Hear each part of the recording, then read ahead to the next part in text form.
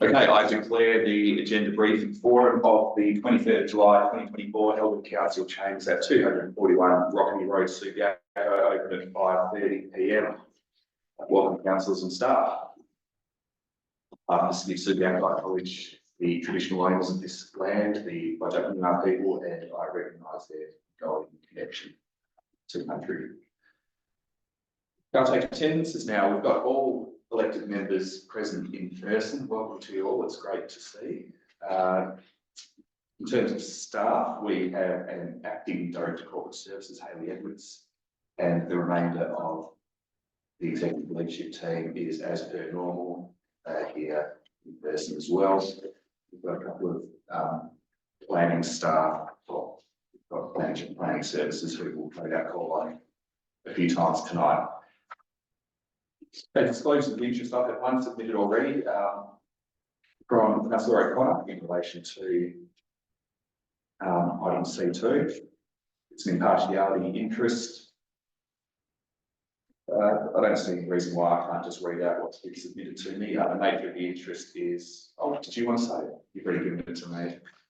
I as well. Yeah, yep. Okay. You can. The nature of my interest is, and this is Councillor O'Connor, I spoke against the development in favour of the RAR at the JDAP meeting in December 2023. Signed, Councillor Melody O'Connor, 23rd of July 2024. So thank you. Were there any other disclosures you see? Councillor Johnston. Yes, I was declaring an impartiality interest as well. I own property within the Subiaco Street development. Okay, and that's in relation to the C1. Sorry, in relation to C1 for the WA referral. I can't even move myself or not, but Councillor O'Connor's declaration is in relation to C2. Anyone else?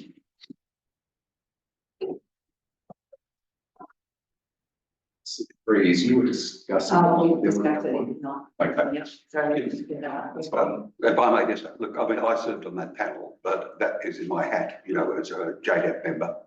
I presume that doesn't require an impartiality declaration.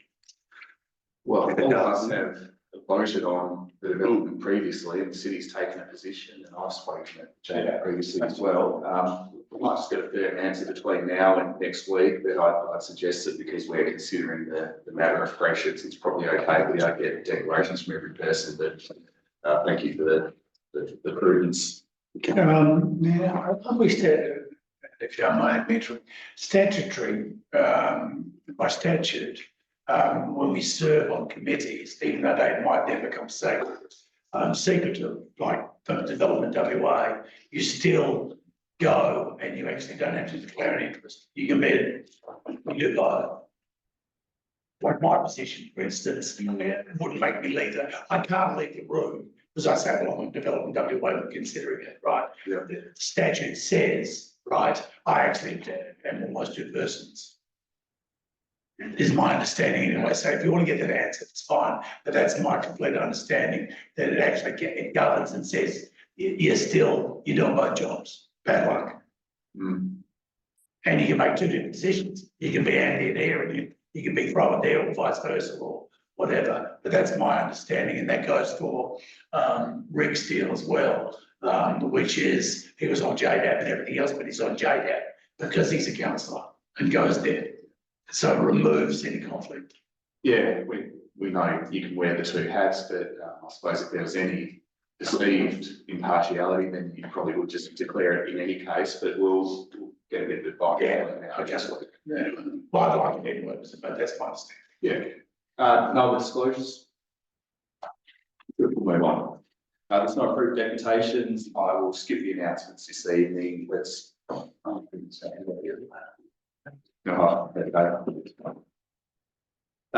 look, I will make an announcement.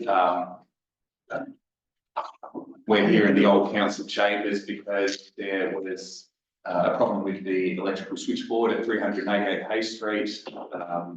I understand that's been rectified. It'll be business as usual for the City of Subiaco's office staff as of tomorrow. And I suppose acknowledgement is due to Subiaco staff who have operated remotely and at Lords and Bishop Street and from home today. It obviously bodes well for our business community continuity plans and operations at the city. That's why we're here. Nick, can I just ask and confirm that it wasn't a crowd strike situation? Nothing to do with the internet, no. Okay, we'll move on. Officer reports. C1, the Development WA referral for number 304 Roberts Road, Subiaco, the 36-storey mixed-use development and 11-storey multiple dwelling building. Any questions on C1?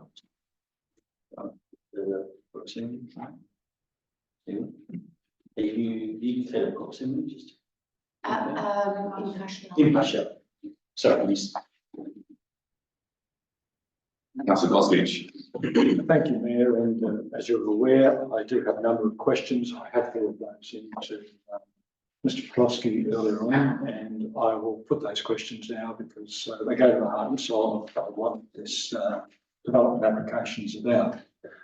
Could I start by asking you, this is directed to Mr. Ploski, if I may, please, asking you to explain the role of Development WA in this DA. What is the function of this strategic state government planning body, and where are the decision makers drawn from? And what right of appeal does the City of Subiaco have in relation to planning decisions in the city handed down by Development WA? And finally, what, if any, input did the city have into this DA when it came before Development WA? Director of Development Services. Yeah, thank you for your question and through you, Mayor. So Development WA was a couple of hats. So in the first instance, they prepared the strategic guidelines and development controls for the land. But a few years ago, they were merged. So they have that hat in the strategic side to set the controls, but then also the power as a decision-making body through the Metropolitan Redevelopment Authority Act. That act continues to exist. So they are the decision maker for all development proposals in Subiaco East, and the city's planning jurisdiction through the Planning and Development Act doesn't actually apply in that area. So it's suppressed by the MRA Act. The Development WA has that power and that responsibility. Now they make their statutory decisions through something called a Land Redevelopment Committee. And there is also a member of an elected member from the City of Subiaco who's on that committee as well, and they have a specific role, and that is all drawn from the Metropolitan Redevelopment Authority in 2011. The city wasn't actually involved in the application in a pre-lodgement sense. They would normally be expected to be involved in if it was under our jurisdiction. So that was all done through Development WA. We had no sightlines or understanding of what was occurring in that sense. And we don't actually have any appeal rights at all. So the legislation doesn't allow the city as a third party to appeal any decision that's made by the MRA or the Land Redevelopment Committee, also known as Development WA. Thank you very much. And question number 2, if I may. Despite there being strong community opposition to this development at Subiaco level, which includes one of the proposed twin towers being of a height of 36 storeys, officers have stated that council has no grounds on which to oppose this DA with Development WA. Accordingly, could I ask that you elaborate on why this is the case? And further, what are the succinct reasons for recommending council support the officer recommendation to approve the DA? Thank you, and through you, Mayor. So it's important to consider this development application in the context of the Subiaco redevelopment area and our local planning strategy, which was prepared. Now, this area was identified as an area suitable for substantial density and infill, and that was made in the context that other areas in Subiaco should be retained at a density as they currently are. And that was really to protect the character and heritage of the existing area, because we knew that this Subiaco or the precinct was going to be substantially redeveloped. So because of that, This proposal is a residential, primarily residential development. There are some small scale commercial elements. And it is generally consistent with the design guidelines that are prepared, albeit some changes have been made to the design of the building. However, they are generally within the remit of what one might expect. And it actually has the additional height, which has come through what we understand is design review of the state government, saying that they should have thinner buildings to open up and to reduce some of the length of overshadowing. And then, to make them aesthetically more pleasing. That's what we understand. That's added additional height to the. So can I just stop you there? Was that the city's design review? No, that was the Development WA design. Thank you. So nothing to do with the city. So those additional areas we understand don't actually add any additional floor plates or floor area that they could have achieved anyway. And in that sense, when you're looking at, between 30 and 36 stories, it's really difficult to have that as a discernible difference from when you're looking at it, from a ground plan point of view. So the premise of the officer's recommendation that this should be approved is generally because it fits within the strategic context of what has been envisioned for Subiaco East and the redevelopment area. Notwithstanding that, there are substantial things that need to be provided for approval, and that includes community benefit, improving some of the design, and fixing up some of the engineering and traffic issues that have been identified. But that's generally quite consistent with how development of this nature works. Thank you for that. And just my final question is, in terms of the applicants being requested to provide a substantial community benefit, for the concessions being sought in terms of height, bulk and scale, etc.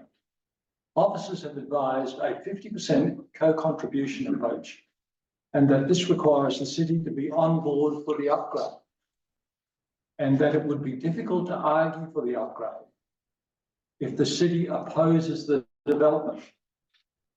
Again, can I request that you break this advice down into straightforward terms for the benefit of elected members and the community to help better understand the likely consequences of what is at risk if council were to vote against the development by the city?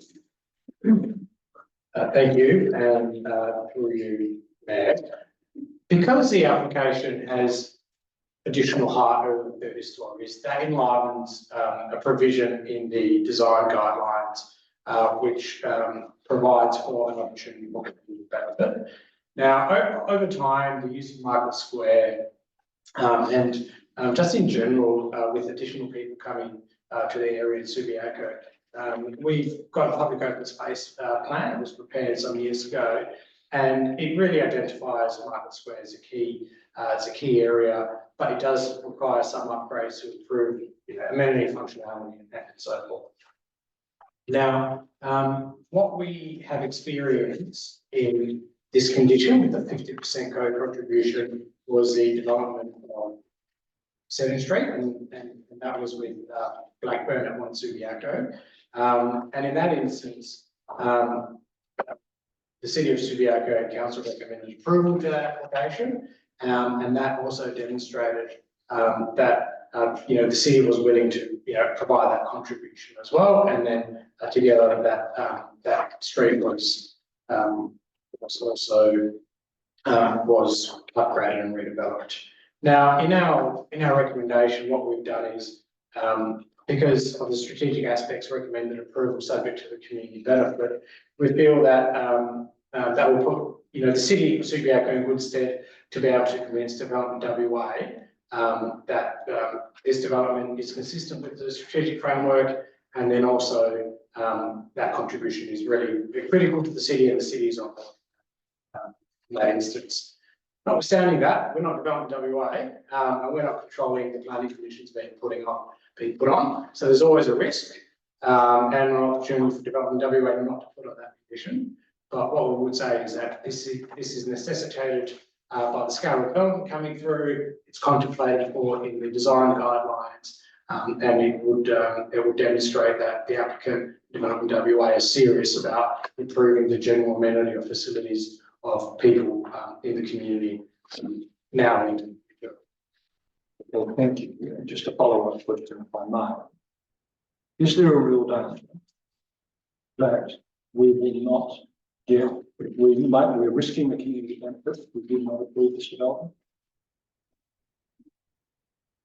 The officer recommendation is by recommending approval, we will probably give the city the best chance of being able to commence development WA and do again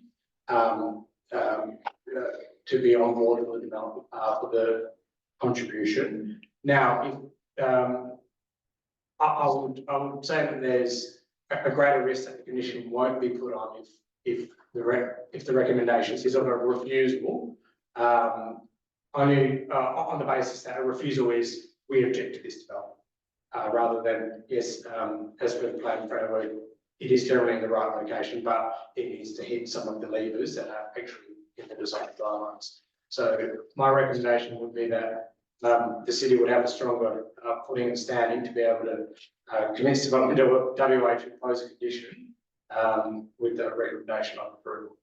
Okay, now another follow-up question, if I may.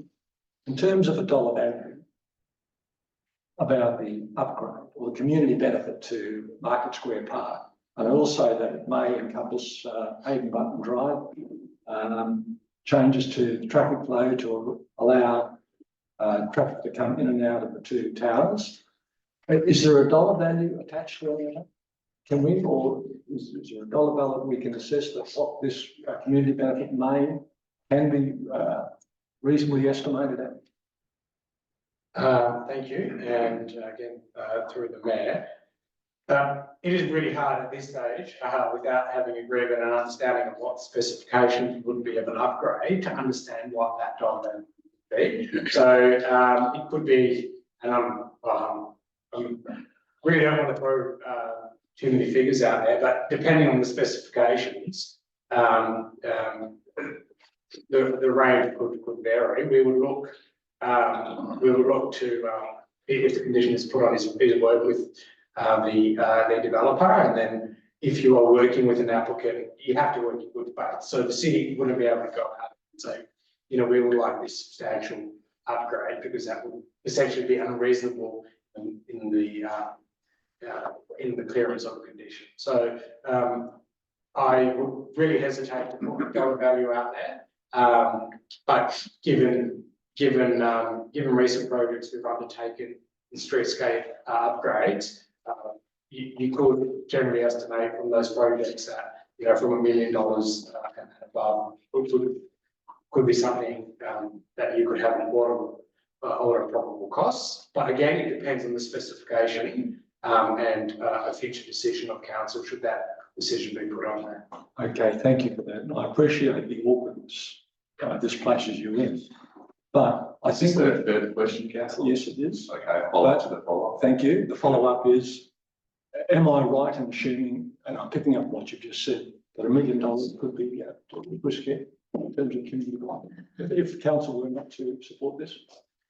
So I think probably I'll just answer, it's a little bit difficult because the scope determines what the upgrade is, and hard infrastructure costs a lot more than soft infrastructure. So for example, 7th Street upgrade in total was more than $3 million, just by way of example, which Blackburn, given we talked about that, contributed about $1 million. They paid for 50% of the contribution in front of their developments. Yeah. They also, they didn't have to, they also contributed 50% to Sagar Lane North as well. So sometimes, you know, the developer wishes to assist. So that's quite an intensive hard infrastructure upgrade. So it actually would depend on the scope. We know that Turf has some issues that mean we need to work it pretty hard and put a lot of resources in terms of irrigation to be able to have events on it. So I imagine there would be a little soft upgrade, but actually with that goes irrigation and a range of other matters to make it actually more usable for more often. So it would depend upon the scope, but that size of park, you would think the total cost would probably be in the $3 million worth, just as a rough estimate. And just as a follow-up question there, so where, is that 50% of that we'd be looking at? Is that? Well, that's what you'd be seeking, but it would depend on the scope of works and obviously the time, because we have gone through a significant increase in costs in the last few years. Okay, thank you, Mr. Cameron, and we did get there in the end. Thank you, Mayor. Any other No questions? Councillor White. Thanks. If I may then, just to be clear, I know we're not having a debate here, but I want to just understand the trade-offs being presented by staff in this. We agreed, and in page 11, the underlying text highlights that 2/3 of new dwellings in the city would be accommodated in the Subiaco secondary activity centre. And we, council, as I understood, agreed that that's where more density should be given. And that should be given more density to the limit of 30 stories. Now we're receiving a proposal which is saying we want to go to 36. And where the suggestion is, if we don't allow them to go to 36, we're somehow anti the density that we agreed to. I mean, I guess what I'm saying is the fact that our plan says 30 and we're agreeing to a density, increased density in that area. Isn't that what I guess I'm just trying to understand why we should accept a proposal that goes 6 stories higher than the limit. And then, as it's been suggested elsewhere, that, well, because we agreed to having high density, and both are possible, we can keep it below 30 or up to 30 stories, and we can keep high density in the area. I guess, want clarification on that. Mr. Crosby. Yeah, that's a good question. Generally, right. The only difference is if the Subiaco Activity Centre plan is not that area, that's our town centre area, so it's a Subiaco redevelopment area. So, I mean, yeah, generally right. And then, but 30 is the limit. Sorry, excuse me. So yes, so the limit, well, the height set by Development WA is 30 stories. But in setting that planning framework, they always have discretionary clauses to be able to consider changes. Now, when we've looked at this proposal, we've looked at it first in the strategic sense is this the right place for the density? Generally consistent, yes. So we are recommending that. And then we've looked at what the design review advice and the changes that have evolved through the application. And that's looking at it on a local scale for the actual build form. So what they're saying, what the applicant has proposed is saying, well, we could have thicker buildings, and sure, we could have had 30 stories. But in the end, when you look at the actual built form of that development, it's a better on-site response to have a thinner story, to have thinner buildings, and to have a stepping of the buildings for whether it's aesthetic reasons or for to minimise overshadowing, and you don't get any more floor area than you would have had. So in the end, the difference is 6 stories, yes, but does that additional 6 stories have an additional negative impact rather than it's just more than what that number was provided for in the plan? So it's not something that's grossly different from what was generally proposed in that area. When you look at it on that local scale on the build form, it's probably, well, our assessment, our recommendation is it is an improvement to just having a blockier 30-story building. And if I may, one more question. The trade-off is that, as you said, because they're going higher than 30, you use the word, it enlivens the option for community benefit. So, and the benefit, we don't have a dollar figure on yet for good reason, but we've been asked to sign off on a process which has we could read 50% of X amount as a kind of trade-off of an unknown value in terms of the dollar value for that extra 6 stories. Is that correct? With the assumption, if I could, that was a condition that was. No, that's the recommendation. Yeah. So similar to, so there's, in the report, it's clause 1.6C of the design guidelines says the authority can approve a development application where they depart from, what those, except acceptable outcomes are, so the 30 stories, where it's demonstrated that it delivers additional community environmental benefits beyond what is required in normal policies. So what we're saying is that by going over the 30, they can actually improve that, but subject to 1C being provided, and that's community benefits. Yes, there would need, if that condition is put on by Development WA, there will need to be some sort of discussion and negotiation in good faith that the city and applicant will need to enter into for that figure. In the end, council would need to approve any capital expenditure or funding anyway. So council would need to be included in that process and happy with the amount, whatever it adds to. If I may, one quick follow-up, just why is it the number of stories that enliven this option and not the other areas where there is a variation from what's, in the assessments? So you said that because we're going above 30, that enlivens the situation in which community benefit can be negotiated. I'm wondering, why is that the only criteria?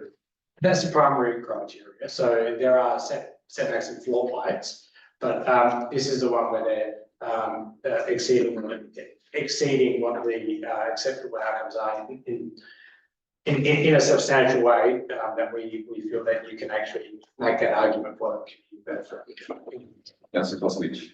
Thank you, Mayor, through you. Just to be clear, we are not a decision maker in this. We are an advisory body to Development WA. That's my understanding. So the height has already been decided, the size, etc., and the location. Am I right in that? Thank you. Wrong, councillor. Yeah, so Development WA haven't made a call yet. They've said generally in their strategic framework we want development of certain scale there, but this application hasn't been decided. And we are making a recommendation to Development WA to inform them on their decision. Just a follow-up question. So has there been any instance where Development WA have put out such a proposal to us or any other LGA and they've suddenly changed their mind due to the submission that you're aware of by council? Yes.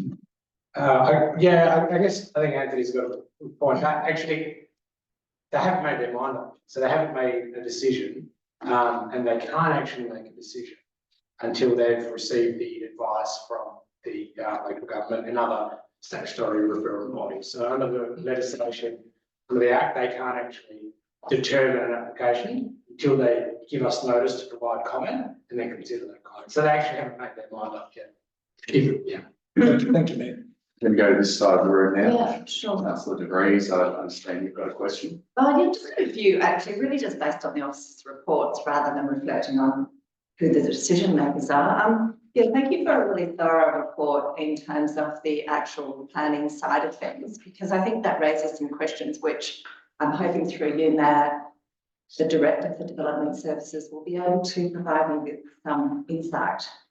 Now, because these are matters for consideration, but they all seem pretty serious matters, I'm just wondering what you believe can be done and should be done before any approval is given in these areas. Obviously, the traffic impact assessment, the TIA, is an area that has been raised with regard to the road safety audit, and that there needs to be more work to be done in that area. So obviously, there's some concern that there's going to be more traffic than was predicted in the report. That's question one. Shall I just go through it one by one and then, or do them all at once? Are these questions which we've seen already? Yeah, no. Okay. Is that okay? Yeah, look, I suppose really. just for anyone who happens to watch, there have been a lot of questions asked and answered by email already. So the only reason I was asking was might have given Mr. Petrosky some context, but if they're new questions, I think we'll do it one by one. Yeah, one by one. And I won't ask questions that have already been answered. That would not be necessary. Thank you. Just in terms of the traffic impact assessment, and do you believe that that is the kind of thing that your input would have considerable, and in fact, any of the recommendations, including wind tunnel testing, I can sort of group them together, those sorts of kind of, as you mentioned, transport, the ramping, the lack of access to, you know, the access ramps, the size of parking, these are all sorts of things that are obviously really important.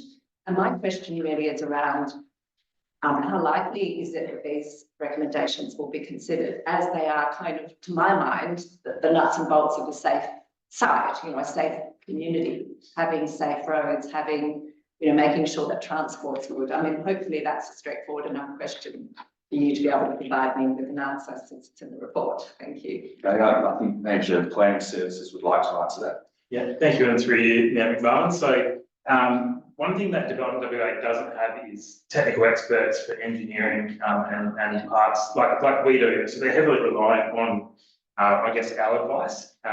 Obviously, we have limited time to review the materials that are provided to us. Yeah. But our engineering team and our parks team have reviewed the reports that have been submitted and the application that's been proposed. So obviously, there's a number of items in there that are being listed as requiring further attention, particularly the traffic impact assessment. Yeah. That's not uncommon either for the application that we would assess.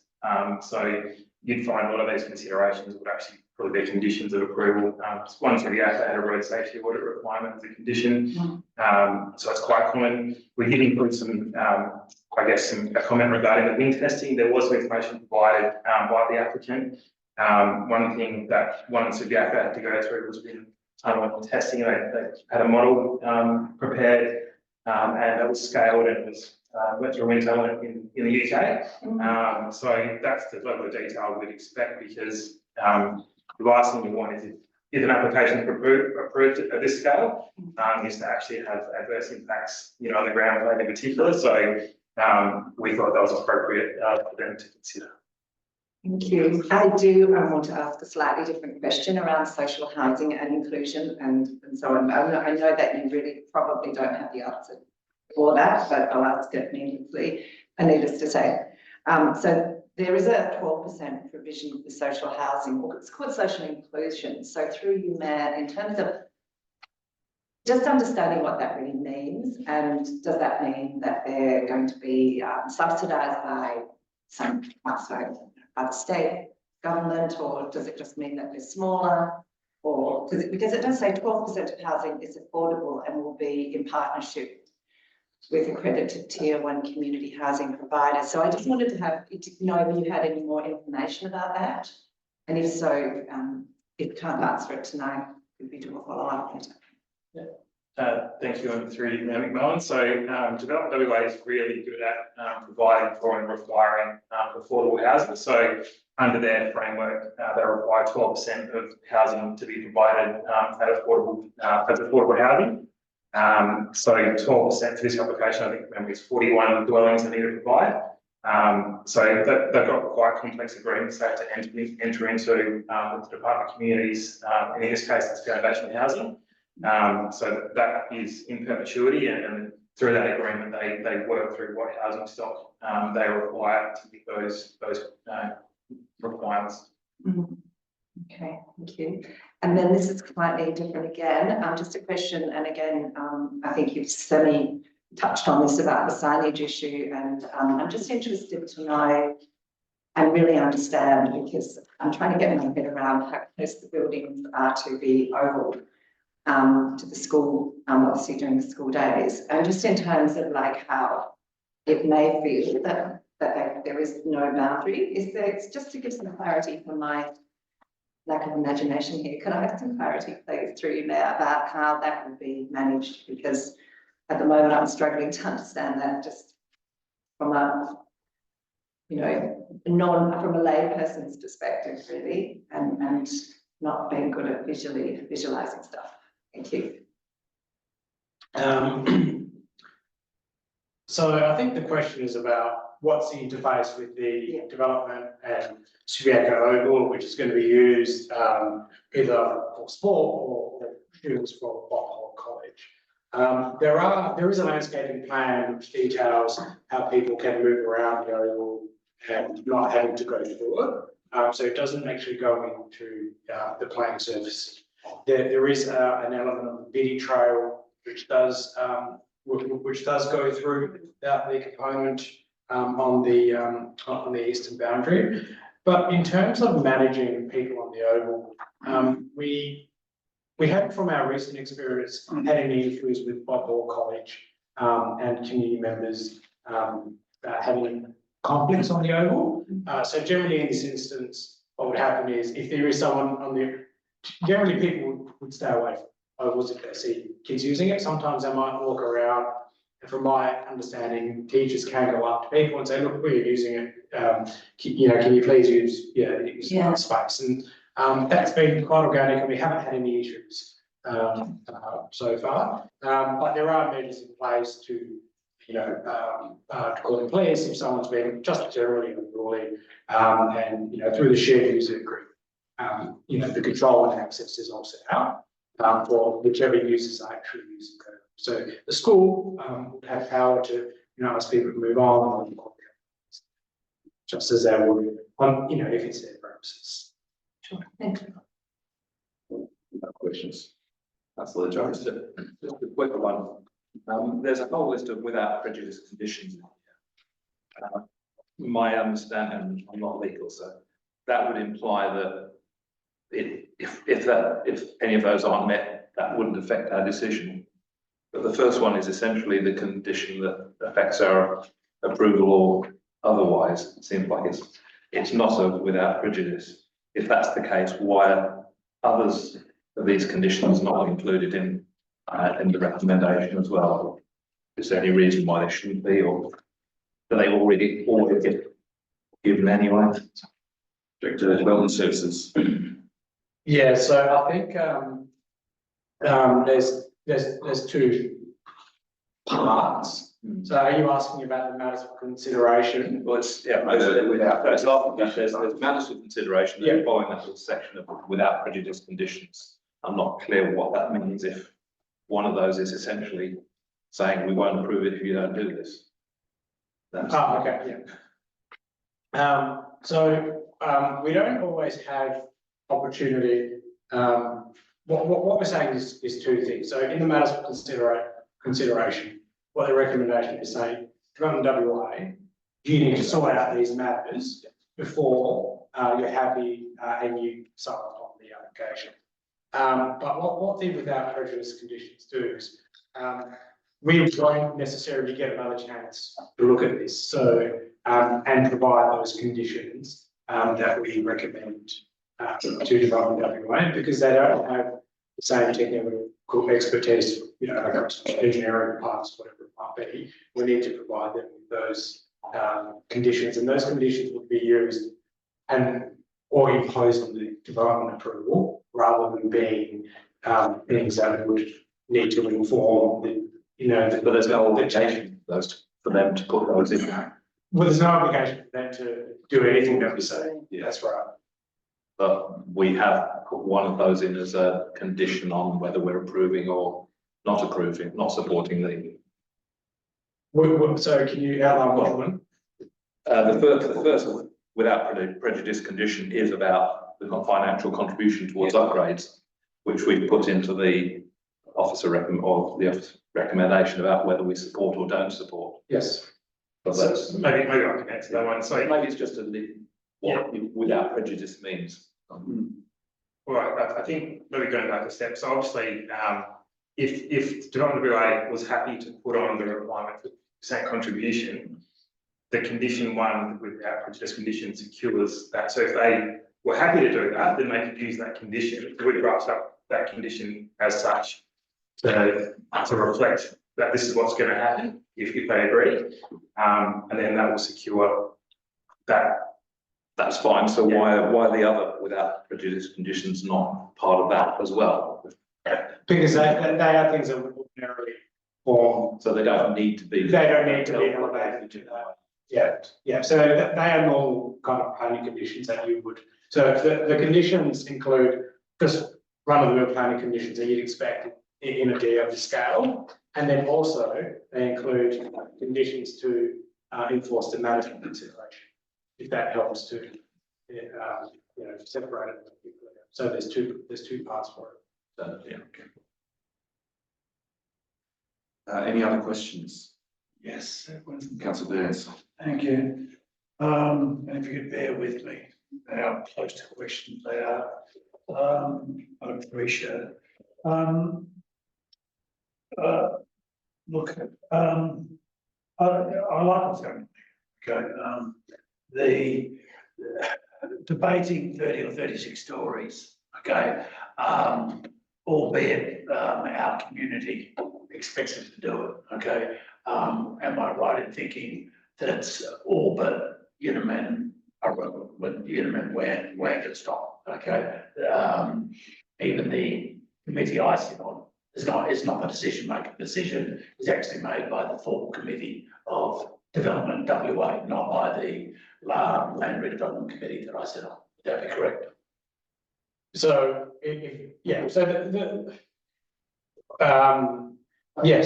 think, I don't think we should discuss how somebody's going to make a decision. That's up to, I'm just saying that's statutory. but the decision is to be made by them and how the information they consider. Yeah. Exactly the same way in which you make a decision, the information you No, consider. okay, just, all right. Okay, thank you. Thanks for telling me it's not a question. Okay, now, look, as to, I'd like to just, are we too late to start to, without having an elected member put up an alternative, is it too late for you, David, to put calling out to yourself to make some changes to the recommendation, or does it need to add this? Now that you've bound it into the agenda, does it need to be done by an elected member as an amendment or an alternative to pending? That would be the usual approach.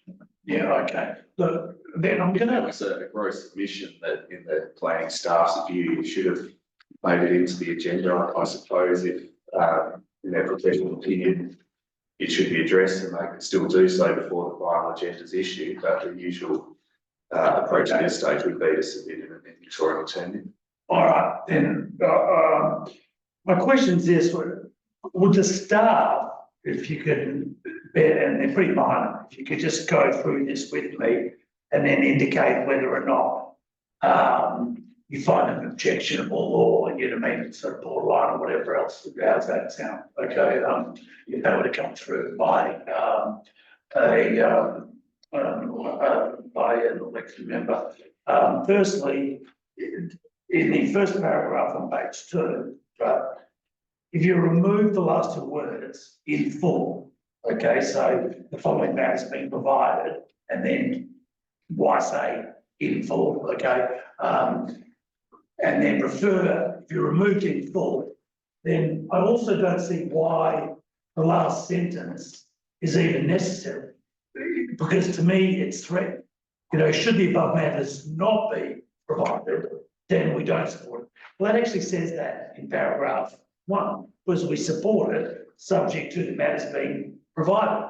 So it actually, where's the necessity? You're sort of saying, provide it, but if you don't, you know what I mean? I just don't see that there's any wording necessity, and it seems overly harsh. We're saying, if you don't do it, we don't support it, okay? But in my reading of it, so you do the following, and we support it, okay? Well, obviously, if you don't do the following, it just, it goes, you know what I mean? It's on the facts. Now, so that's, yeah, you want to comment? I'll go with it. Okay, you just talk about them, Jim, they're pretty quick.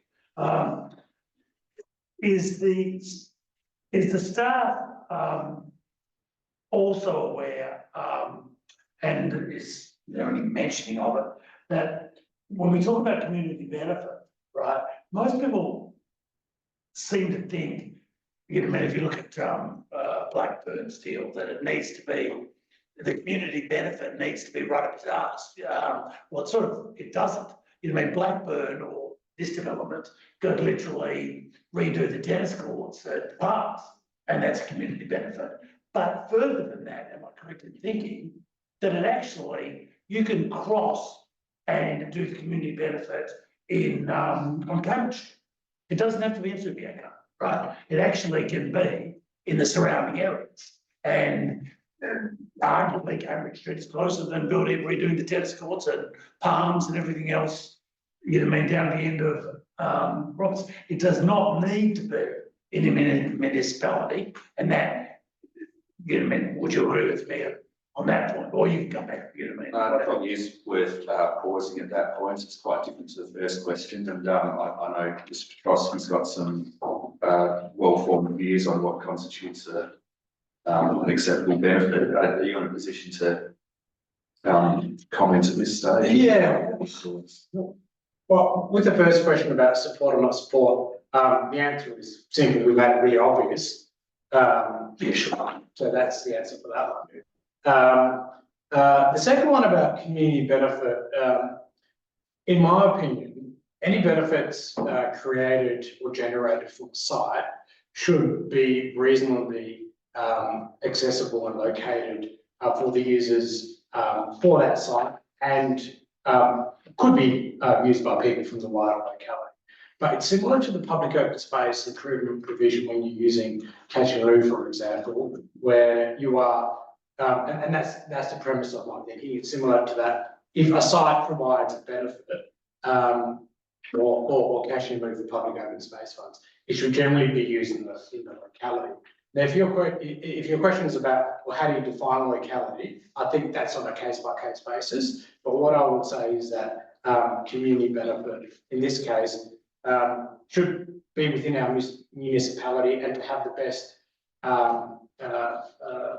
best, putting best foot forward to have a positive recommendation from Development WA. It should reasonably relate to the development that's proposed. Okay. Whereas I agree with your logical thinking, right?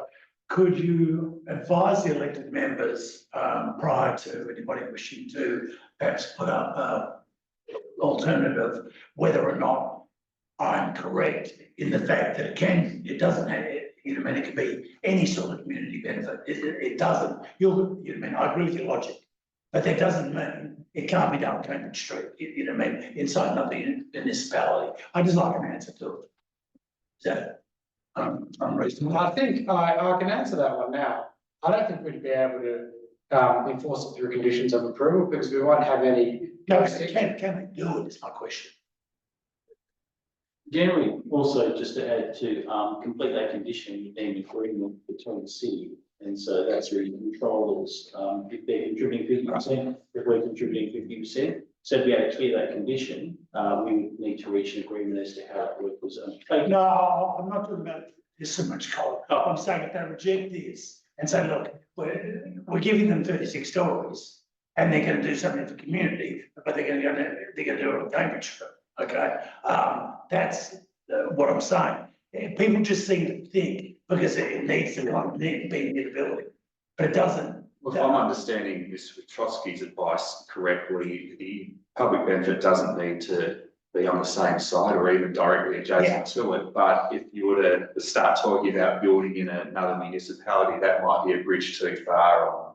It's just more a bit too close. We're just too close to another municipality. So anyway, some things that are prescribed in various acts. So, for example, you know, and there's art and there's parking and there's public open space. Some of those things are actually prescribed, so words matter. In this would be a condition, and I think it would make, in terms of that authority that's making that condition, would understand what the extent to it, and usually that would be adjacent in some sort of way, and would usually articulate that because that's what they're trying to achieve by this actual development and considering it. So it would be sort of nonsensical for that authority to suggest it could be. As I stated at the start, these are borderline questions, but I'm going to finish with the last one. Okay, before David tells me to be quiet. If you look at the second line of point 2, councillors, just the first 2 words. The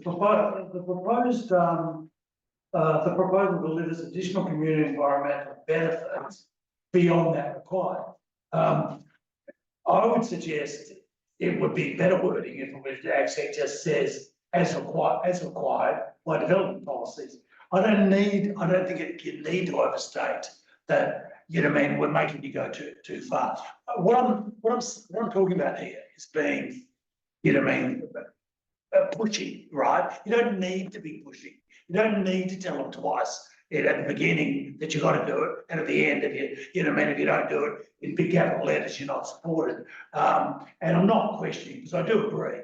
They do, some people do need to be slapped around, but I think it's pretty obvious. We're saying things. Now, would you, and my final point is, would you agree for developers, okay, to achieve, and keeping in mind, this is a 20% height increase, where Blackburn was a 50% height increase and did all but nothing for us, in my opinion anyway. This is a 20%, and I'm not saying I support it, but I'm just showing the difference between the two. Okay, but if you, now I've lost the question. That's what I always said is what I talked to. So my point was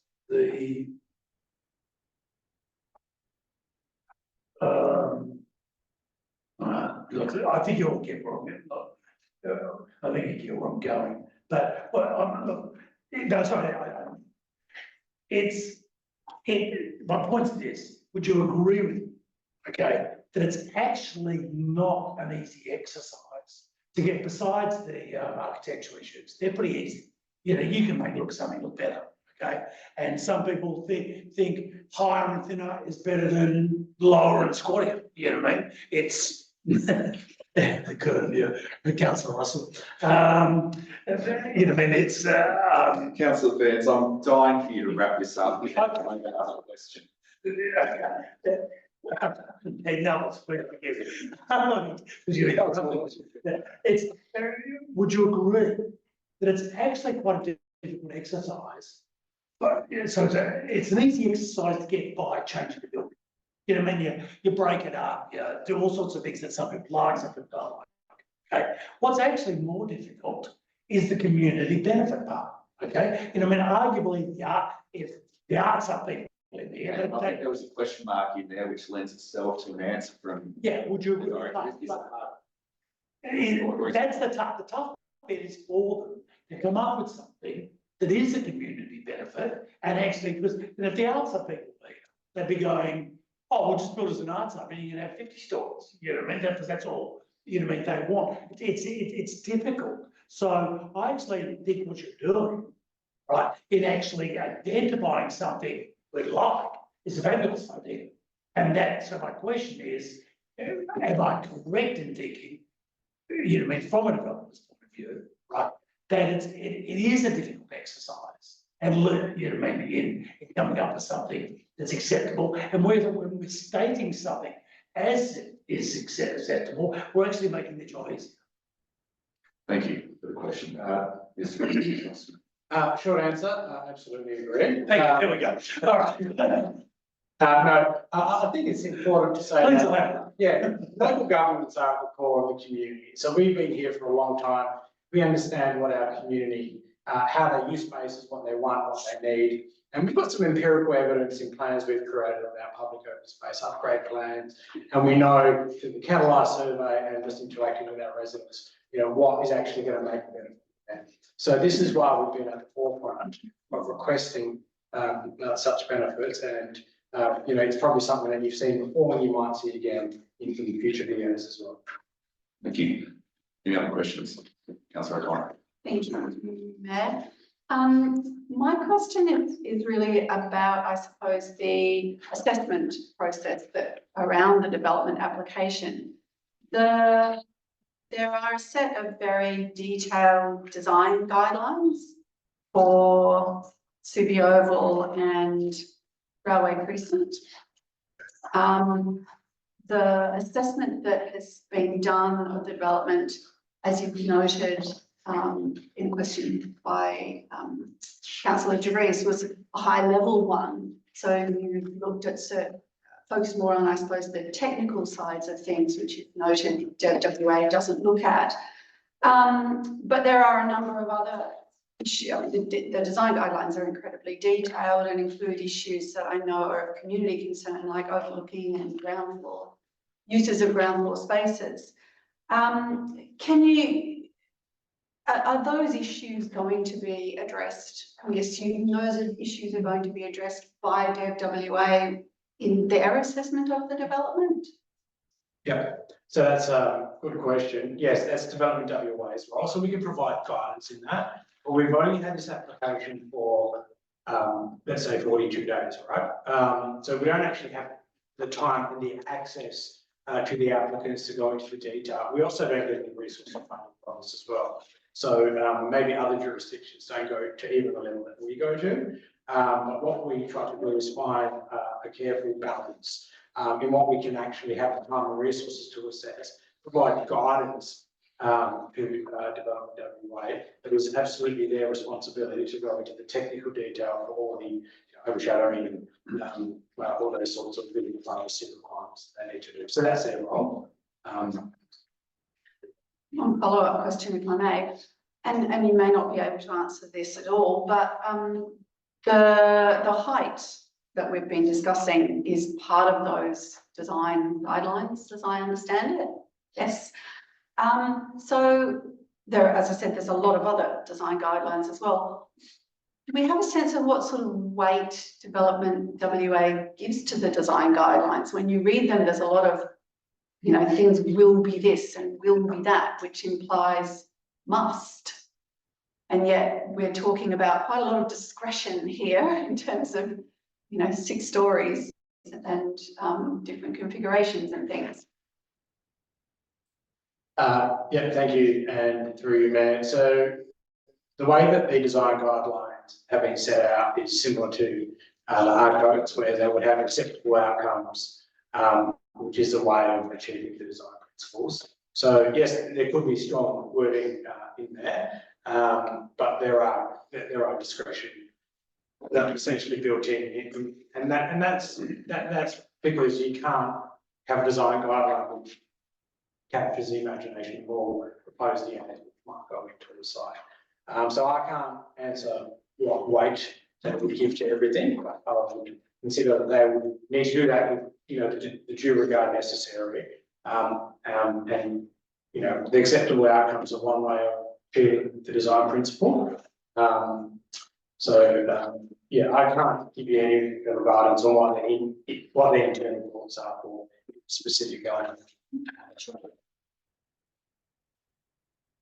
Councillor Howard, do you have any questions? Yes, I do. Always. I'm glad quite a few of them have been asked by other people. But yeah, look, I do, and I've got a couple of follow-ups to some of the questions that has been asked by fellow members. But look, the first one is, it's point 1 of the recommendation. The proposal provides enhanced design quality as determined by the design review panel. Where are the plans failing at the moment, and what do they need to do to get to design excellence that is required, I think, for any type of bonus that they see? Thank you, and through you, Matt. So I guess that comes pretty much straight from the wording from design guidelines for development WA, enhanced design quality. So that will be determined by development WA's design review panel. The city officers understand that it's quite close to achieving that. So we'll have to get presented back to their DRP for final sign-off to achieve that. It is quite difficult to achieve. It'll be equivalent to our design excellence under our framework. Okay. So yeah, haven't been told if they've achieved it yet, but they'll be close. So, but they'll be determining, Yeah. their own design excellence. Okay, thank you. I think Councillor DeVries mentioned as well, the matters for consideration of traffic. I think I've counted out of the matters consideration that at least 10 of them are about traffic management.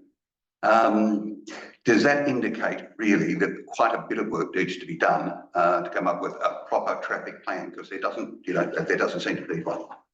I think the difference on a normal development application is by the time it gets to a stage of recommendation, let's say through a gate process, we would have gone to and from with the applicant many times, particularly with the engineering team, to be able to sort out those issues. But we only really get one bite of the cherry here. So none of these issues that are raised are showstoppers or anything like that. As opposed to quite common, so this kind of development There's about things like truncation, elements around meeting Australian standards. This is stuff we often have that to and fro with the developer, and like I says, often that can be worked through the process, but because it's being one opportunity, that's why it's quite an extensive list compared to some others that I've come before you previously.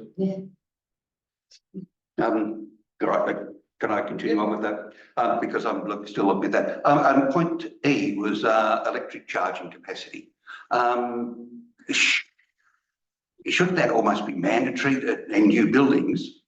You know, that sort of provision is being made, and how much should they be providing for, you know, for what, you know, 350 apartments or so? Yeah, that's a good question. Thanks for the question. So, under the building legislation, which is changing next year, the National Construction Code, that's coming into effect, I think it's May next year. There'll be a requirement for kind of electric vehicle charging at a higher ratio than what exists currently. So, if this was to be approved, by the time they get a building permit, those requirements would have already kicked in. So, this was advice from the engineering services team.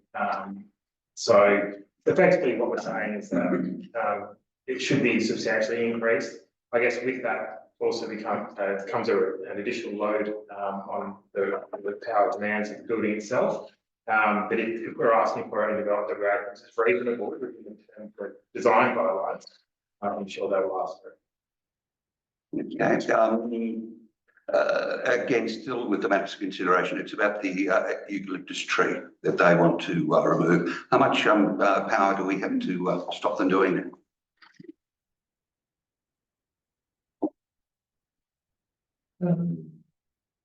Sorry, that's Well, that's on, that's the tree under our, So significant. yeah, so that's the tree under our management, so they'll need approval from the city on the removal of that tree. I'll just have to double check and get back to you on whether there are any provisions in the act that change that, but it's our understanding that it's our tree and they'll need city's approval for, you know, for the removal, and we generally have a prejudice about removing healthy trees. Okay, all right. Look, just to follow up Councillor Agree's question about the affordable housing, have they identified where that housing is going to be? Thanks for your question, yes. I would like to check if they've identified the allocation specifically. Obviously, they've identified that 41 dwellings will be for foundation housing for that purpose, but we can double check their application. No, maybe I suppose what I'm asking is, is it all going to be provided, say, in the 11-storey building, or are they going to? They've mentioned in the report that the affordable housing will be provided on lot 2. So the 26-storey. No, the 11 stories. Okay. Is this a landmark site? You know, as defined under the planning regulations. This is a site identified under the Subiaco East redevelopment area and the master plan as a significant or landmark site, as you. Yes. Because that does give it special consideration, does it not, if it's a landmark site? Well, they have different terminology, but this, in a really easy way, this is where they've identified to be probably one of the largest sites at Subiaco. There are 2 other areas I was going to ask about, but I'm going to take up the point that was discussed about the number of residents that are going to be there, and the trade-off that there was with the LPS 5. From my recall, when LPS 5 was being discussed, that the discussion was about 18-storey buildings in Subi East, and that more than met our infill targets. So how have we progressed from 18 to 24 and then to 30 and now 36? So is there a, you know, that seems to be how we got from, you know, to double the height? So when we were preparing the local planning strategy and the scheme, we weren't preparing the design guidelines for Subiaco. They came after, and the master plan came after as well. We did run some numbers on achieving, 2,900 dwellings in Subiaco, and I think that's about the same as what the state government did. For argument's sake, you can have an 18 or 7 or a 10 or a 5-story tower which has one dwelling, because the number of dwellings really depends on their typology and things have changed as well. So the market in and around Subiaco in the city of Perth has changed from a plethora of 1-bedroom apartments to 2 to 3 bedroom apartments. So obviously you're not getting the same amount in there, but you are getting apartments which are generally larger, more orientated for families or downsizes, for example, or closer to their home. So they're a bit more livable. So just because it has more stories, it doesn't necessarily mean it's going to have more infill dwellings, because the composition of apartments have evolved substantially over the past few years. And in our experience, apartments are getting larger, with 2 to 3 bedrooms, as the market's maturing, because they do provide a more livable solution for people. But is that providing what the goal is for housing diversity? If you're getting bigger apartments and not as many residents in? Yes, so housing diversity really speaks to typology. So whether you're going to have a mix of single bedroom, some 2 to 3 bedroom, and some 4 to 5 bedrooms. So they are providing a mix in their development on their composition. So that's what diversity speaks about. Okay, look, I'm going to move now to the setbacks, and this is largely about. I think there's 10 metres between the commercial part of the proposed development and the Subiaco. And is that being achieved by changing the setbacks for the on the road side of the proposed development? So in effect, you've moved you've got your 10 metres by moving it 3 metres closer to Hayden Button Drive and Subiaco Street. Is that how it's being achieved, or otherwise you virtually have sort of no distance in between? Yeah, so the majority of the setback, I guess, variations that we'll call it, are to Hayden Button. So they pushed a lot of the building bulk away from the oval. So there is an interface. That's answering your question. There is an interface between the oval and the building, and then a bit more as well. So that's right. So they're achieving this by moving it closer to a road where the bulk is going to where the bulk is going to seem bigger from the from the road. A little bigger from the road, yeah. Okay. I don't know what that's. That's for discussion later, I suppose. And are there any planning regulations at all about development next to school facilities such as ovals? Are there any guidelines that need to be followed?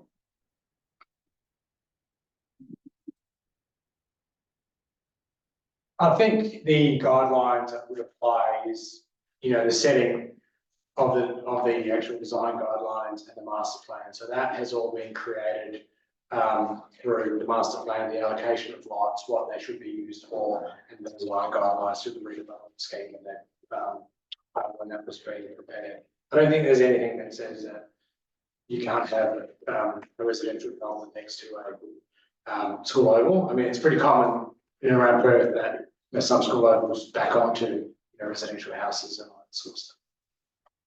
Okay, there's 2 other questions. I'll do this one first because I read it's about table 8 and table 9 about the floor plate requirement, upper floor plate requirement, and I really don't quite understand the table 8 and the table 9 and how we're getting this 95% the floor plate. Well, probably best, can you just explain to me table 8 and table 9 and how they work? Yeah, so I guess the way development is approached, their design guidelines, and we don't have this in our framework, is they have setbacks, and then they have floor plates that sit within those setbacks. So it's kind of like a moving area. So as long as it's within those setback areas, then you have X amount of floor plate within that space. So it is a different way of doing things. So I guess our assessment in terms of table 9 says that that they're exceeding the upper floor setback zoning for the floor plate by 35%. But we think it's appropriate because it's the building's been kind of split up, I guess, in a sense. So the building is effectively thinner, but it goes up higher. So is that the 26-story building or the? Yeah, so that Well, relates to lot 2, which is the 11-story building. Yeah. The 11-story building, okay. I'm still not quite sure I understand that, but I'll go back and study it again. And the final thing is the overshadowing. Now, when you take into account the plant on the top of the 36-story building, I presume that's where the plant is going to go, then it's probably going to be 37 stories, in fact, in effect, in height. Has that been taken into account with the overshadowing of the properties in the neighbouring properties in Roberts Road, York Street? I guess with the plant room, that wouldn't be classified as a story just for the purpose of that cancer. So typically they would model in the height of a plant, so it could be typically 3.5 metres high. They may not fully understand all the requirements associated with how much plant they would need because the design hasn't been approved, and that's typically achieved or finalised, close to the building permit stage. But they would have probably factored in some, I guess, buffer in terms of the shadow in their calculations. So it would be considered in the calculation of overshadowing, whether that goes up or down a little bit, depending on the type of plant and mechanics and engineering. But it's not going to have a substantial difference either way. But it will affect the length of the shadow, will it not? If you've got lift overruns, etc. Well, they've been factored in and they've been considered. Now that might change half a metre. It might, either way, it might go up or down, depending on the nature of engineering. But that's not going to have a substantial impact to the amount of overshadowing when you're comparing to the building, as of itself at the moment. So it's not going to substantially change what's there. And just on that, how long are homes expected to be affected by that overshadowing in the immediate area? So we haven't done a technical assessment on that. When we've had a look at the 3D model internally, by having a slimmer building, we could see that overshadowing was reduced, and it could be anywhere from 30 to 40 minutes. But that it depends on the time of day and the time of year, and that's all going to be provided by and assessed by the government. Thank you. I will take the opportunity to ask you questions. Oh, do you want to go first, Councillor O'Connor? I don't mind, I think. I just wanted to stall, so just one question. That's all. Yep, I've already got one as well. Okay, Councillor O'Connor, thank you, Councillor Rees. Yeah, thank you. Mine is a heritage-related question. The lots that are being developed are within the registered curtilage of Subiaco Oval, so that's the registration of the state register, which is the highest level of registration that we have in Western Australia under our legislation. And development of land on the register occurs quite often, and I'm reminded of the Australian Fine Bone China site where there's been a lot of redevelopment. Is it usually the case that development does not change the area of the registration? So I guess to flip it around the other way, just because the land is being developed, that wouldn't result in those lots being necessarily or typically removed from the register. That hasn't happened at Fine China site, has it? No, that's correct. So we might put those lots will remain there in the curtilage of the registration. And it would be normal for that land to stay on the register in perpetuity. Yes, you would think so. Thank you. That's Bruce. Yeah, sorry, it's through you, Mayor. This just relates to the construction management plan. And I know that this is pretty standard that prior to building, we've got to have one. I just wonder how, if there's any experience at all, obviously it might not be in Subiaco, but with doing a building so close to a school and the consideration that it might then end up impacting on a road because they'll be trying to avoid the school site. And is it conceivable that we might be losing Hayden Butler Drive while this construction's going on and this truck's coming? It's partial road closures. I mean, it's speculation, I know, so yeah, probably for Director Handling. Yeah, so probably if you look at the site, typically if you're a building, you try and avoid busy areas, whether it's a school or a busy road. So they're probably working everywhere other than in Button and Roberts. So in all likelihood, you probably find the majority of the construction traffic would happen now on Subiaco Road itself. And obviously it's only just been recently reopened with the subdivision works. I suspect through the development of this, that's probably the road and the location will be most impacted. We'll see a lot of crane lifts and material deliveries would occur from Subiaco Road, which would probably be the city's preference in that kind of situation as well.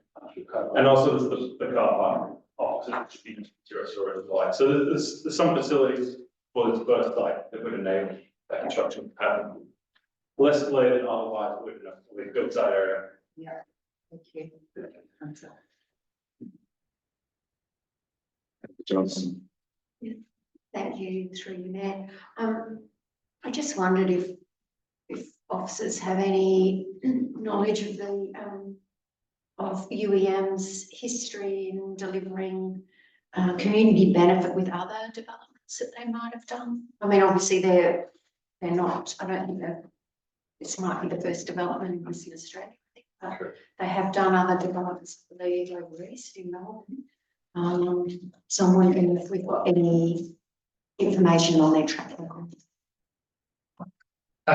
No, we don't have any information on what they have provided. Other jurisdictions are a little bit different. So particularly in the city of Melbourne, that might be, or even in Malaysia, for example, they might consider community benefit just building buildings. So we don't have any understanding of how something might be similarly applied either over east or overseas. Okay. I'll ask a few questions now. Mr. Petrovsky, can we just focus on it's a part of the report that I've kind of latched onto in some of my emails to you already about a couple alternate. It's page 8 of the agenda. And this phrase, it says that the proposal falls short of providing community benefit and requires an amendment to address technical engineering and planning matters. And then you go on to these 5 dot points, which summarise what those engineering and planning matters are. Can you walk us through how you get from that statement about a lacking in community benefit and the need for amendments to the conclusion that the city should support the proposal? How do you get from one point to the other? Yes, that's a good question, and I'll probably tack on to what I explained before. We're not looking. When we looked at this, we looked at it from, in essence, whether this type of development is the right fit in the location where it is. So whether a significant residential development fits well within the context of Subiaco East. And once you start looking into our local planning strategy and what's envisioned in the Subi East master plan and this and the redevelopment scheme, officers came to the conclusion that a significant residential development is generally consistent with what the strategic planning for our locality and generally in the Perth and Peel region is asking for us, so that's how we started with that. And then once you go into a more detailed assessment on the build form, that's when you actually look at the provisions about what the building's going to look like, how it's going to function, and what you need to be able to tick off to be able to get that approval. And community benefit levels out of that given that it's going to have a significant increase in people and using the spaces around there. And then also, because it is in alignment through the development guidelines and provisions, and because Subiaco will primarily be used for organised functions, whether that's through the school, or through social sport, or through the football. So we've taken that strategic lens, and then looked at the built form issues. The only real key issues that fall out from the built form consideration is those community benefits, design, traffic engineering, the tree removal, and construction management plan. So on that basis, that's how we've recommended that this be approved, subject to those matters being addressed. I don't understand though why the conclusion or the recommendation is not that the city should not support the development. I mean, these are the officer's words, not mine. The proposal falls short of providing community benefit and requires amendment to address technical engineering and planning matters. But based on that assessment, well, why is the conclusion not that the development should not be supported? I'm just trying to understand that. Yeah, so the application actually hasn't proposed, the community benefits that we'd like to have seen, but we don't actually have another chance at reviewing this this application as well. So what will happen is that our recommendation is going to be going to Development WA as our referral body, and they'll be considering this. There's no additional referral option for the city under the legislation. But in the context of whether or not this development is appropriate within the strategic picture of Subiaco, we do feel that this is the right place for this type of significant development. It does fall short on a few things. We think all of those things can be appropriately considered and included, whether that's community benefit, design review, or the engineering standards. And because they can ordinarily be included through recommendations we've made, we think it's capable of support subject to those conditions. So it's a conditional support rather than a refusal, because if it is a refusal, it's then unlikely to come back to the city. Okay, that makes sense. That makes Mr. Crosby. So what I want to understand then is what happens next. What's the city's role? I've heard you say a number of times that we don't get another bite of the cherry. We won't necessarily get another look at this. And I've also heard you say that that it'll place us in good stead to unlock the community benefit if we support the development. So once council makes its resolution, but what is the city's role? What opportunity is there to, I suppose, continue to advocate for the public benefit and to ensure that that the opportunity is realised? So we will enact any council decision made. So if there's a recommendation or resolution either way, then there are options of making deputations and reputations to Development WA in its capacity as a decision maker. We could also make contact with the applicant to provide further advice depending on what their recommendation is. So the city's role then would be to advocate and lobby this decision before the decision maker and the applicant as well. Say if the officer recommendation is resolved, the best thing that the city could do would be to contact both WA and the applicant to see if we can actually get the applicant on board with what we are proposing and potentially justify our solution as an easy way of them solving their problem. So our role would then be to lobby through the applicant and the decision makers, and then depending on the decisions from Development WA, that will depend on whether we have a role or not in consideration. So we've got no formal role once we provide our advice to Development WA. That's right. So our referral is in a formal role under legislation. Okay. So what I'm really wanting to understand is how we maximise the chance of the community benefit that I think we'd all like to see. You've certainly expressed your views on how that occurs. In one of the emails today, though, you've said that UEM are reviewing their community benefits package. If they do that, how do they lock it in between now and when Development WA makes their decision? So suppose they review their community benefits package and they're prepared to give everything that we'd like to see in terms of community benefits.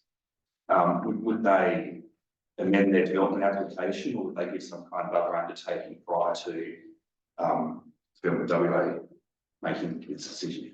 So it could happen in any number of ways. The most likely one is that they would consider amending their application or providing advice to the likes of Development WA that they are, say if they go for the 50% contribution to Michael Square, that they're happy with that condition. Right. So they could either update it, the application. We might not necessarily see that. We can absolutely speak to them and request it and work as closely as we can with Development WA to get that information. So they could update their information, or they could say to Development WA as a decision maker, look, we're happy with this type of condition to be applied. And that was an approach that with one Subiaco as well, where a list of draft conditions can sometimes be provided and expectations be set out so that you reduce the likelihood of going to an appeal if they don't agree with the decision. And you're anticipating that they will revise their community benefits package possibly in time for the OCM? They might advise it in time of the OCM, it might be after the OCM. Council's deliberations might inform what they do. I can't speak for them, fortunately, but we may not be. We do think it's probably going to happen in the next few weeks. Why can't they update their community benefits package in the next week? Or that we're not in control of them, so we can request. Development WA requesting to do that, but we don't actually control the application. So we don't have a role in essence of controlling what the applicant does. We have just a role to the state and WA.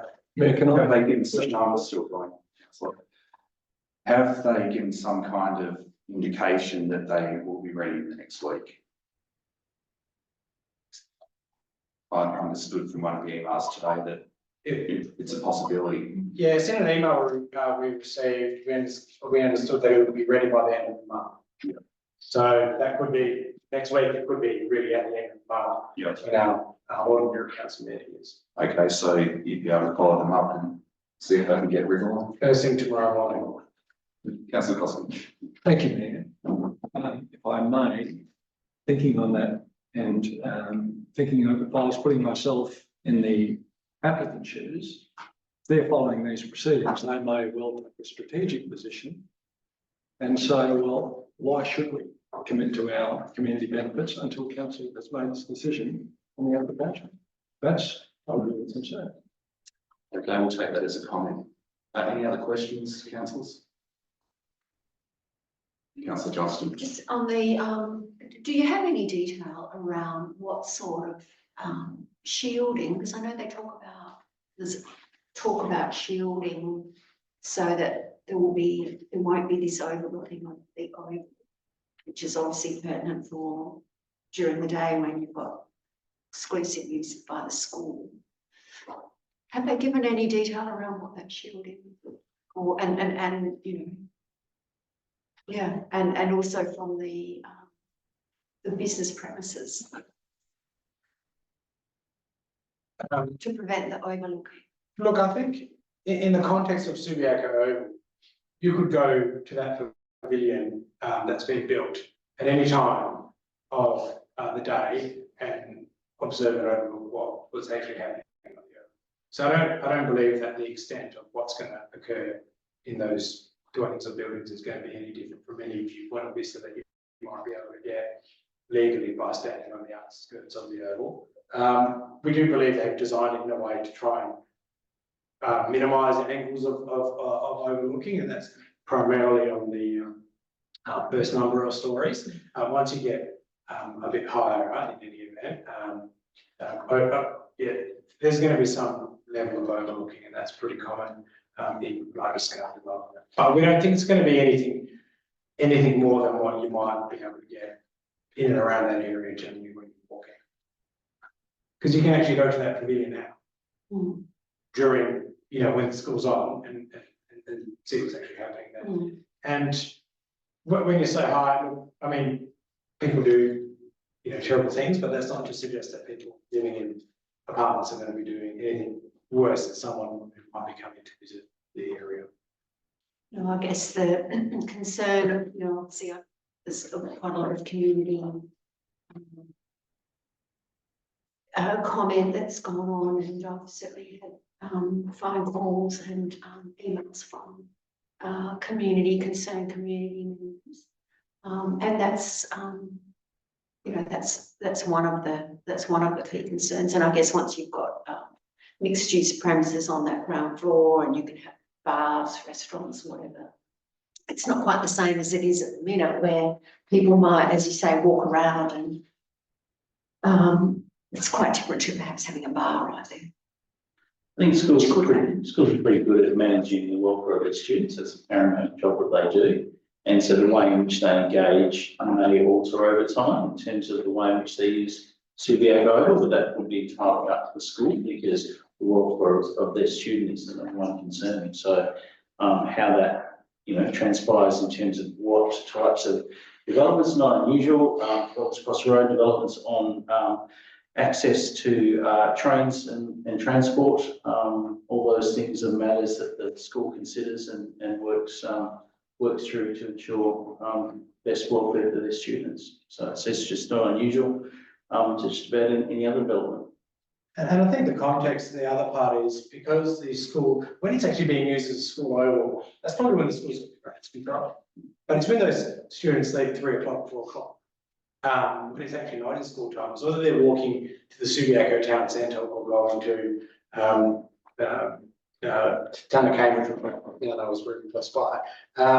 That's the difficult part. And there's already bars within 100 metres of our primary schools but that's really about the controls and practices that schools have in place for their students and the parents, the guardians who are with the kids. It is a difficult one, but I don't believe that having a residential development with a restaurant or a bar is going to have any more harm than would ordinarily be in a suburb for school children.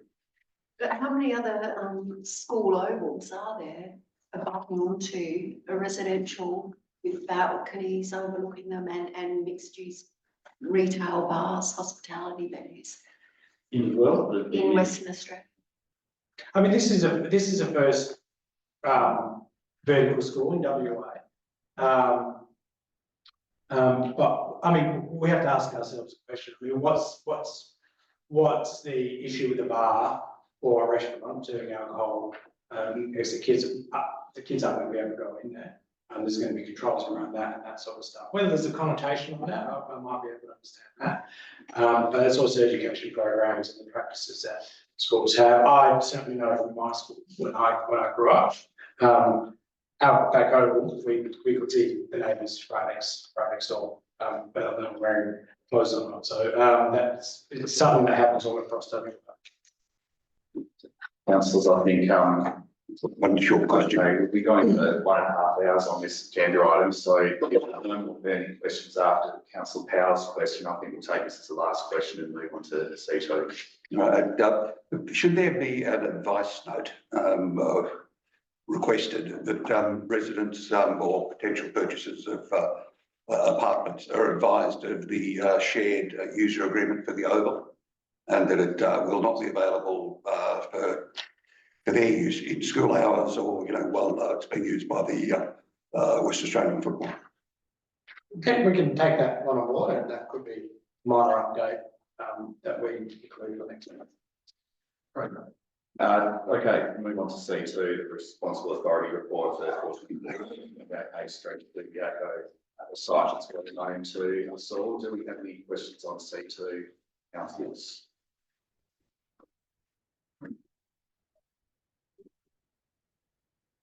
Final call for C2. Sorry, Mayor.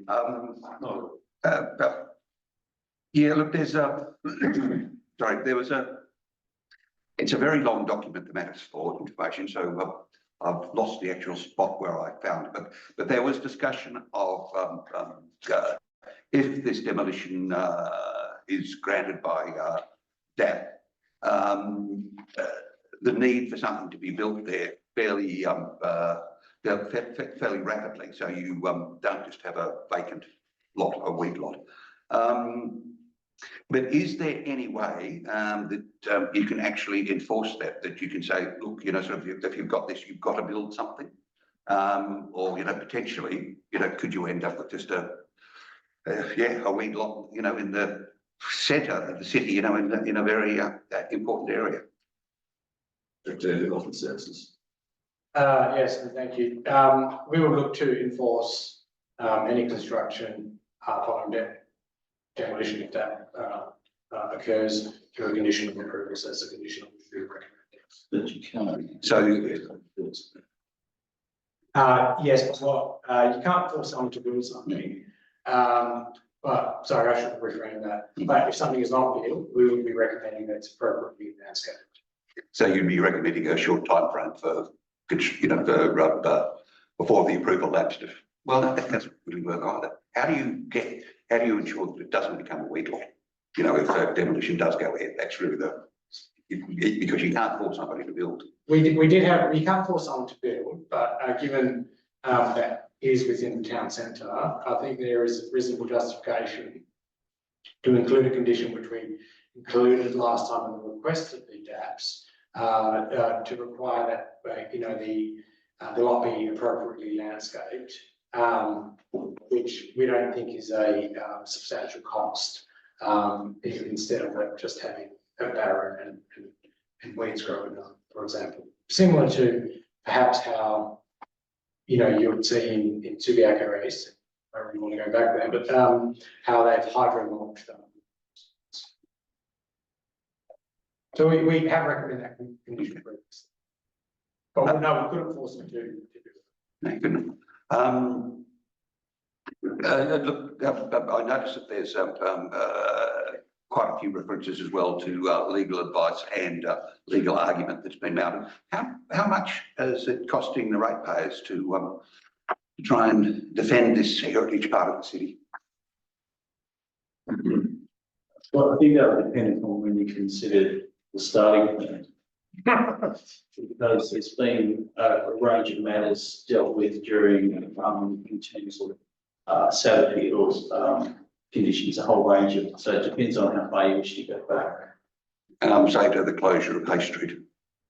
Yeah. Substantial, we'd have to take that on notice. We'd have to take that on notice, but it is a substantial. All right. And look, the other thing that was I noted amongst many in the report was there are references to the street sweeper, which we lost. My understanding at the time was that was because there'd been some unlawful plumbing work done. Can you please describe, you know, if you can, your recall of, you know, of what the problem was and why that area was have sinkhole? And I'm going to have James help me. But my understanding was that there was a stormwater pipe which wasn't going into the necessary drainage, and it was redirected to under the city's footpath pavement, and with significant. We don't know who did that. It could have been a contractor, could have been anything really. Could prove it was unlawful, to get to your point, if you don't know how it got there, it could have been pre-existing. It could have been pre-existing, could have been someone who was doing NBN or, well, I don't know NBN, but, you know, one of those contractors. So that was cut, and then what happened is he washed away the, so that was coming from, St. Louis building, he washed away the sediment underneath, the city's footpath, then when it's streets sweeper. Honour, Void. down the void. Yeah, all right, thank you. Because, yeah, look, it's the way it's been presented that suggests it might have had some impact on the. It wasn't the city's frequent sweeper fault, it could have been someone who walked there or. Fortunately, nobody was injured. Yeah. Any other questions on C2? No. I'll just ask one which I got the answer to earlier, but I think it's worth asking again. Mr. Petrosky, I understand that no substantial change has been made to the design as a result of the SAP mediation. This is in substantive terms the same assessment that we previously assessed and made a resolution on the recommendations of JDAP. Is that correct? Yeah, that's right. No more questions on C2, we'll move on to C3. Councillor White, question C3, city streets. Yeah, that's also okay. Thanks. Okay. Look, yeah, thank you. I'm very pleased to see this item but to be honest, I've got a few questions. I'll try and do them in quick order. I mean, there's no attachment to this. Is that correct? That's correct. Okay, because one of the things that sort of bothers me about it is, I say, I feel very much in support of this. I'm not getting into a debate, but I'm struggling with a lack of information. First quick questions are timeframe, budget and priorities. It says it's covering all streets and laneways in the city. What period of time is that going to take? Are you going to prioritise some areas over others? And how much is it going to cost? I know we have a budget about line item for city streets, but I can't remember what that was. But can you help with those? I've got other questions to come. Yeah, I think through you, Mayor, we've provided some information in workshops about the budget. So, sorry, about the timeline. So the timeline was looking by the time you do all this work over by the time so 2 to 3 financial years, because there is a substantial amount, but we'll try to do as quickly as possible. At the moment, what we've done with the budget is try to ensure that it's included in what's been normally allocated for the strategic planning projects. But because of the nature of this project being quite new to look at all the streets and laneways, we don't have a firm figure. So we would look to be considering it in the routine planning heritage studies. So the decision, I suppose, is around, just to assist, is around the prioritisation of this rather than other planning activities that we'd ordinarily do within this timeframe. And as we've described, is sometimes scope and those sorts of things in terms of the assistance that we need, that needs to be tested in the market to determine the likely price of this. So we've sort of given some indications of what we think it would be, but also we can adjust both scope and time to deliver, and we can compartmentalise it smaller if those, that assists. So it's not a project that's absolutely set in stone. It's sort of quite novel in terms of Western Australia. So as we've described there, that will be, and we're not asking for a new budget. So it's within ordinarily what we would allocate. It's more prioritising this over other planning type studies that we ordinarily do. So, I mean, I appreciate that we've had EMs and workshops and EMs rather, workshops and other things on this, but I guess my struggle with it is, and again, I'm saying this from a strong supporter of it, is we're going public with it. And what we're voting for, I'm not entirely going to be sure about yet, because I don't know what period of time it's going to be, what level of prioritisation. And to be honest, I would have liked more information for the public to know what it is we're voting on in favour of. I mean, one question that comes up for me is, and I think somebody else here is like, would Onslow Road get an early Guernsey at this, given that there's been some interest in that? What mechanisms will there be in which there will be a prioritisation of the process going forward? So that's, again, that's a question, but I'm not trying to create a debate. I'm just saying I am struggling with a lack of information, because whilst I'm fully supporter of this, it is going out to public, and it's unclear, very clear, it's unclear to me what, if I was in the public, what's being voted for? What is it we're passing? What is City Streets? What's it trying to achieve? I mean, some of broader things. Let me just move on with some of the more detailed questions, because I do think there's a broader picture of more information between now and next week. I don't know, but it just feels underdeveloped as in terms of information that we're in public to vote for. Does it include parklets and the design of parklets, outside the shops, various shops? And if it does, what would you think the design would mean for existing parklets? Will it mean that they might be upgraded to suit that design? That's a good question. So yes, we are considering a street furniture. We would, parklets would be something that would be considered, and how that captures existing parklets is if they do come back for changes or approvals or significant members of what they are, then there is a mechanism for the city to ask for that to be right. So yes, that would be it. I do understand the difficulty in wanting to get involved in the project and to understand more of the detailed bits of it. But I think a large part of the project is taking elected members of the community on that journey, and a lot of those iterations will come once you get in there. So we've identified when we will do prioritisation at this stage, but we haven't identified in the general step what is going to, what are the principles that are going to guide priority, and that will need to come. Maybe if I could just provide a comment to help with the understanding as well as to what we're doing here. This isn't actually a resolution that needed to come to council at all. Essentially, we're noting something which has been in the works for some time. So that may explain the lack of detail, or I suppose the disparity between what's included in the report and what's been provided to us or presented to us in workshop forums. But the substantive decision that council will be asked to make will only be a few months away, and that will be the request for tender, where we actually call for someone to do the work. Yeah. But we are voting on commencing it. Yeah, and then yeah, and if I could just add, so to what extent and the depth that we go through, ultimately council adopt tenders, etc. So there's the control mechanism there. But just to also answer your other question, it doesn't stop us doing tactical capital works programs that where design can be involved. And so you mentioned Onslow Street, obviously an important street for us, as as is Hay and Rockerby. We've done quite a bit of design in isolation. But part of this project is that in the longer term, this project will deliver greater consistency and of application. So assist in those types of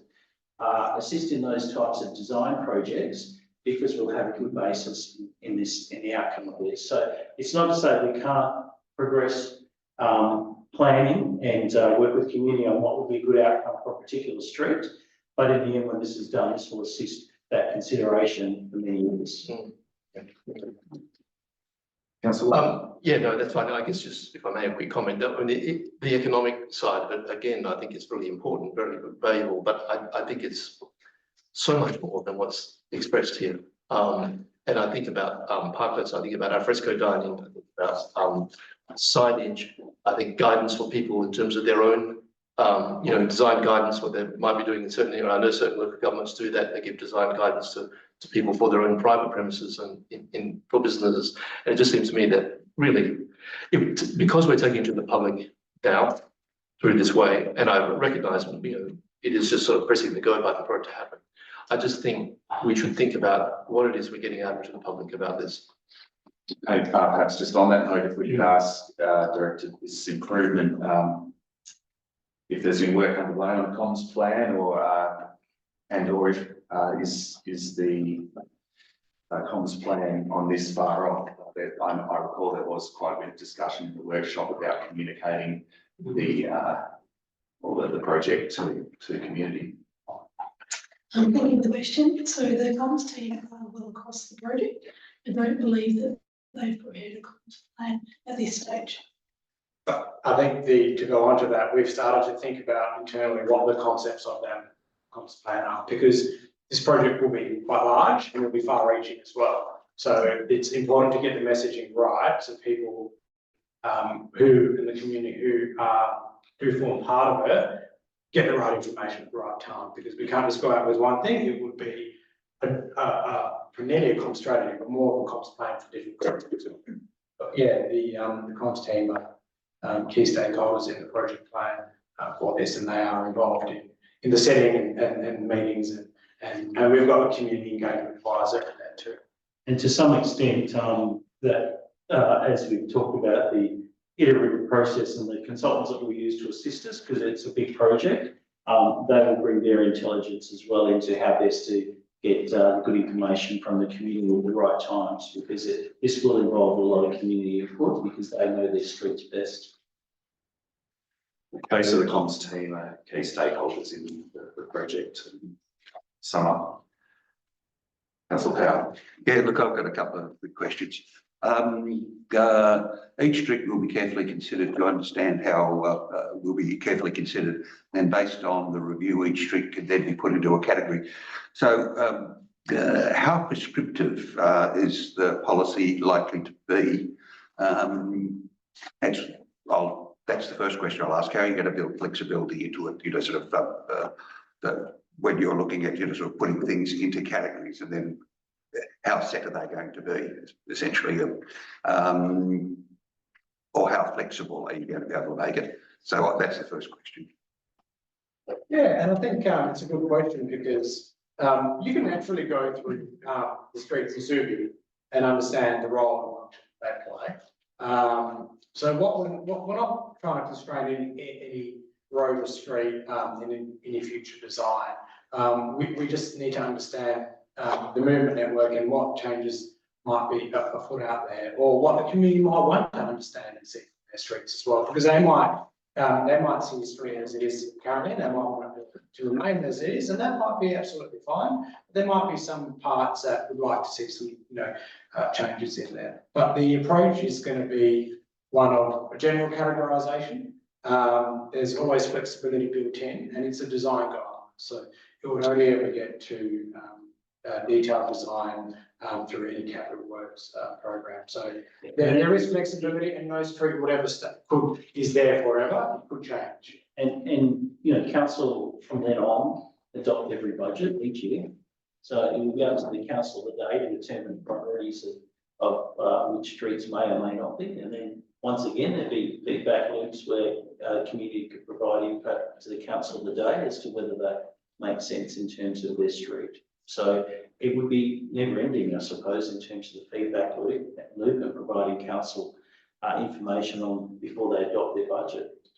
And I think that leads into my second question about how you manage expectations, because it's a bit like fences. There's a lot of arguments over fences. There could be a lot of arguments about the use of laneways and you know what. So how do you manage those expectations when people might have quite different views in the same street about how it should be dealt with? Well, I mean, and that's a really good question. We've had some experience before in preparing our local plan policies, and there were a raft of views there. So that goes back to strong engagement approach and working in bringing people with various expertise and views along, and bringing them in a group where you can set up a guide of what we're trying to achieve, and understand what the issues are really that people are trying to seek. And sometimes you can get a mediated result when you bring different views into a room, because they are all trying to achieve the same, a similar thing. So it really would be about taking on board those views, understanding where the end goal might be for a certain street, for example, or design of a street, and then preparing that in a document, putting it out for consultation, and then going through a process with the council. Again, it's a guidance. It allows for capital works then to be considered by council, and each decision will need to be made on those merits and with that feedback involved. Okay, thank you. Any other questions on C3? C4, financial statements and reports for month ending 30 June 2024. Any questions? Good, well, that's the end of the agenda.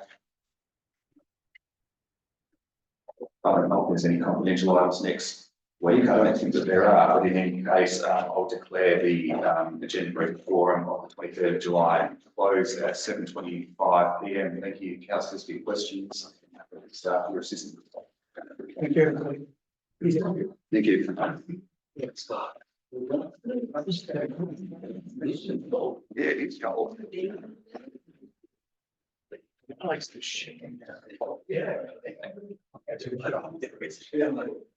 I'm going outside.